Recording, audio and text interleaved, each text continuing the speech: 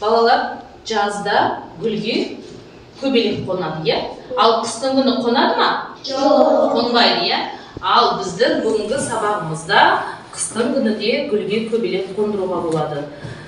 Біз жақсы дайындықпен жауап берсек, үй тапсырмасын бүгінгі сабаққа жақсы жауап берсек, мына сендердің алдарында тұрған гүлдерге мынандай түрлі түсті көбелектер қонады екен. Оқушылар, кеше біз қандай тапсырма өттік? Үйге қандай тапсырма бердік? Кән. Ал Жұлдызай айта ғой. 9-шы жаттығу кім жомарт, не жомарт? Барлығын орындадыңдар ма? Иә. Олай болса, мінекей мынандай тапсырма берейін. Қазір барлығын осы тапсырманы ұжымдасып орындап жіберіңдер. Кім жомарт, не жомарт? Тыныс белгісін тез қойып жіберіңдер.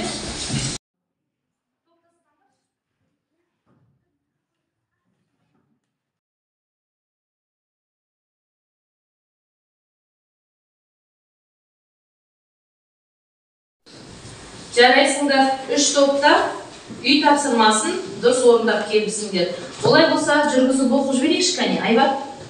Не жомарт, кім жомарт, не жомарт, жер жомарт, адам сыртқа асыраған, не жомарт, кім жомарт, жерге нұр шашыраған, кім жомарт, ұстаз жомарт, бар бағаған, тәлім берген, кім жомарт, батыр жомарт, халық үшін жанын берген. Жарайсың. 2-ші топтан Нұрсұлтан оқи ғой.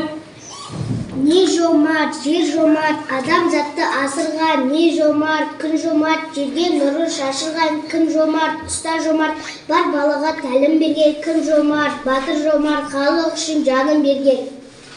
Не жомарт, жер жомарт, адам затты асырған, не жомарт, күн жомарт, жерге нұрын шашырған, кім жомарт, ұста жомарт, бар балаға тәлім берген, кім жомарт, батыр жомарт, халық үшін жанын берген. Балалар, барлықтардың үй тапсырмасын жақсы орындап келіпсіңдер. Бұл жерде біз қандай белгі қойдық? Леп белгісі және сұрақ белгісі. Лепті сөйлем мен сұраулы сөйлемді ажырата аласыңдар ғой, иә? Иә. Олай болса, ережесін еске түсіріп жіберейік. Бекзада, лепті сөйлемнің ережесін айтып жіберші кәне. Адамның көңіл күйін сезімін білдіреді, сөйлемді лепті сөйлемді Лепті сөйлемді соңға леп белгісі қойылған. Жарайсың, тамаша. Бізде жауап берген оқушыларға міне топтарына түрлі түсті көбелектер беріп қояйық.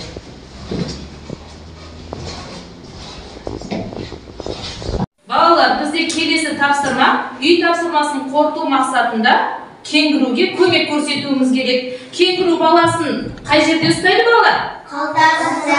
Қалтасында, иә, ол қалталы жануар екен. Ендеше біз соның балаларын қалтасына жинауға көмектесіп жіберейік. Міне мына топтан 3 оқушы.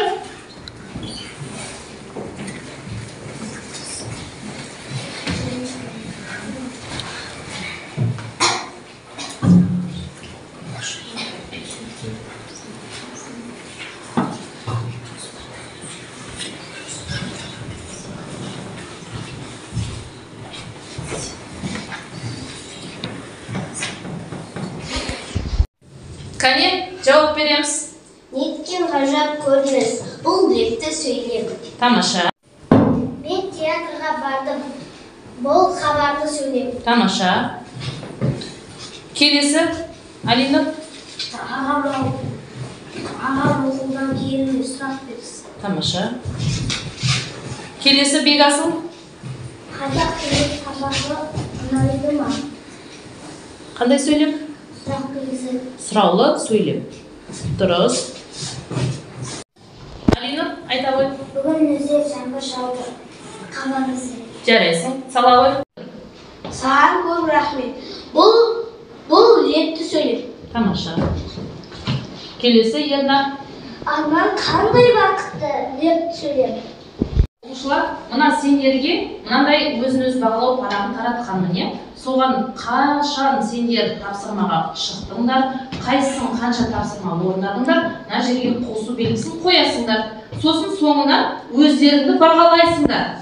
Ал кейіннен мен бағалаймын. Түсінікті ғой, иә?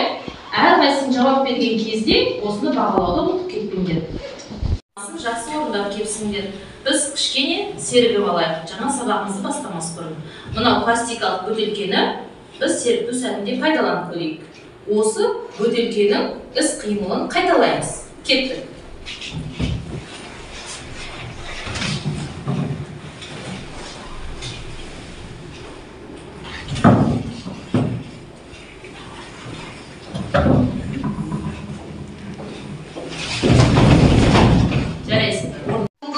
Жаңа тақырыбымыз лепті сөйлем. Лепті сөйлем, яғни бүгін біз мәтіннің тақырыбы мен ондағы негізгі ойды анықтаймыз. Тірек сөздерді пайдаланып мәтін жазатын боламыз. Оқушылар, 105-ші беттегі 10-ші жаттығуға назар аударамыз.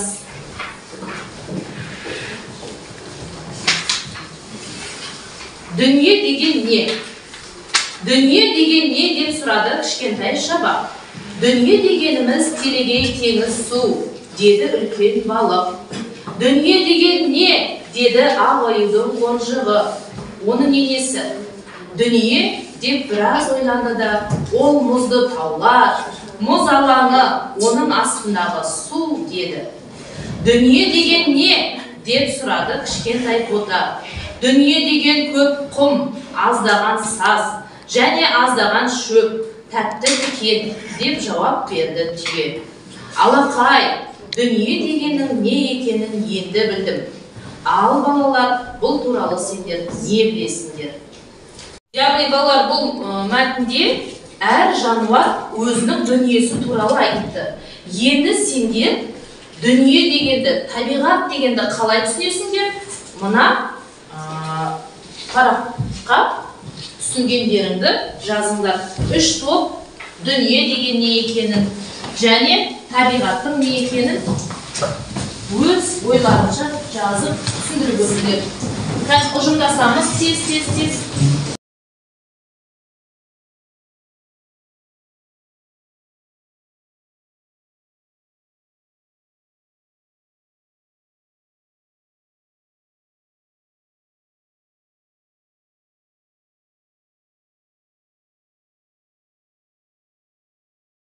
Ал балалар, дүние мен табиғатты қалай түсінді екен бірінші топтан? Дүниені сұрайық.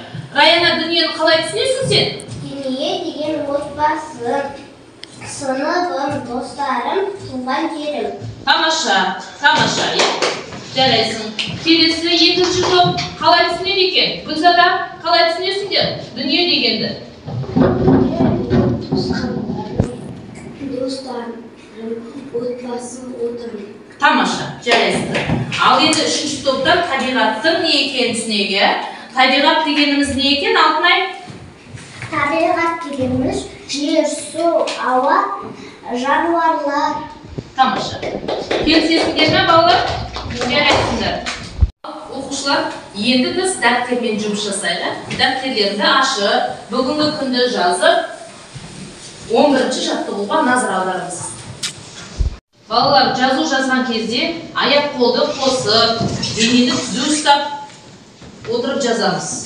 Және көркем, көлбей қылып жазыңдар.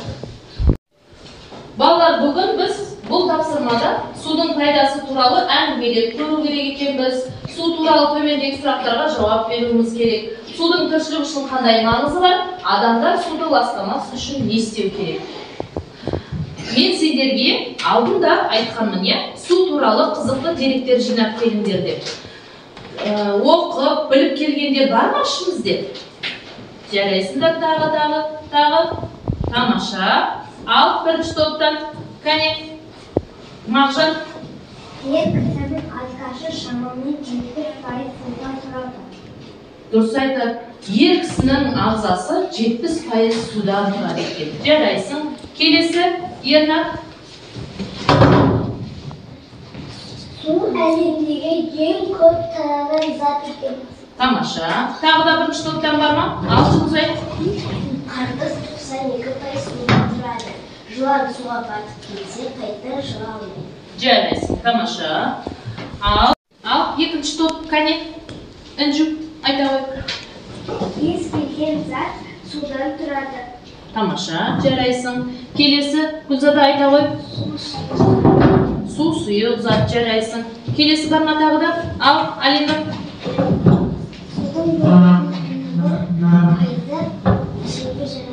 Тамаша. Қандай қызықты деректер жинап келдіңдер? Кәне Бегасыл айта қойшы. Судың үш түрі бар, сұйық, қатты, бу. Тамаша. Келесі Алтынай. Егер де адам ағзасына 2% су жетіспейтін болса, адам ағзасына, адамның ойына, іс-әрекетіне 20%-ға дейін Төмендейді, е? Төмендей ме екен? Дұрыс екен. Ал тағы да, Дамир сенде бар ма? Айта қой. Судың түсі әйнектің түсіне ұқсайды. Дұрыс айтады. Келесі Алинұр. Сер бір етіп су беру үшін, оласы сер 5 литр су ішу керек. Сиыр 1 литр сүт беру үшін 5 литр су ішу керек екен. Жарайсың. Балалар, сендер су туралы жақсы тың деректер жинап келіпсіңдер. Олай болса, мына суретке назар аударыңдаршы. Бұл жерде не бейнеленген балалар? Мезгілі. Жылдың 4 мезгілі, иә? Жылдың 4 мезгілі бейнеленген. Біз сол жылдың 4 мезгілі туралы 3 топ әңгімелеп көрейік. Сендерге қыс мезгілін берейін, сендерге жазды берейін, сендерге көктемді беріп көрейін.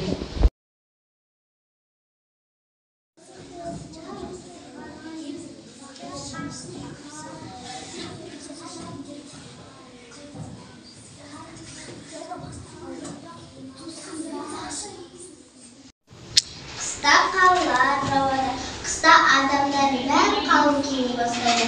Қыста қар айтыс ойнаймыз, қыста аққала соғамыз. Қыста адамдар бәрі қалың киіне бастайды. Жарайсың. Жазда айнала жап-жасыл болады. Жазғы демалысқа шығамыз. Түрлі жемістер өседі.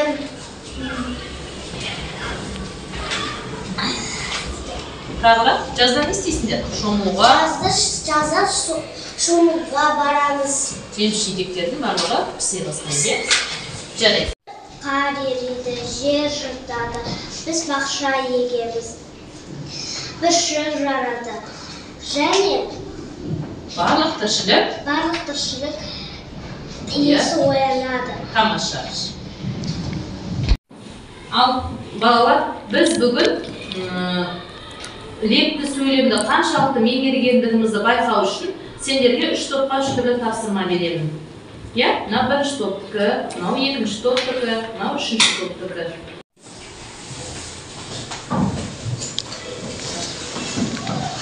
Ұйымдасып тез-тез жауап беруші.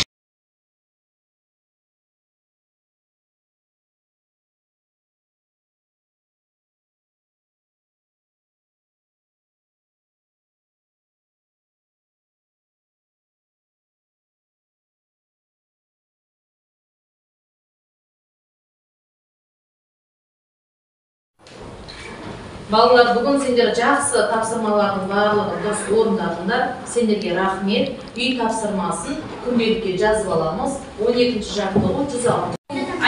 Сабақ аяқталды. Мына өзін-өзі бағалау парағын маған өткізіңдер.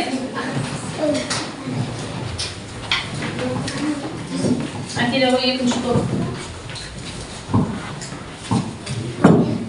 3-ші топ әкеле. Жарайсыңдар. Бүгінгі сабағымыз қаншалықты сендерге ұнады, ұнамады, соны TikTok әдісі арқылы маған кері байланыс беріп жіберіңдер. Және алдыларында таратылған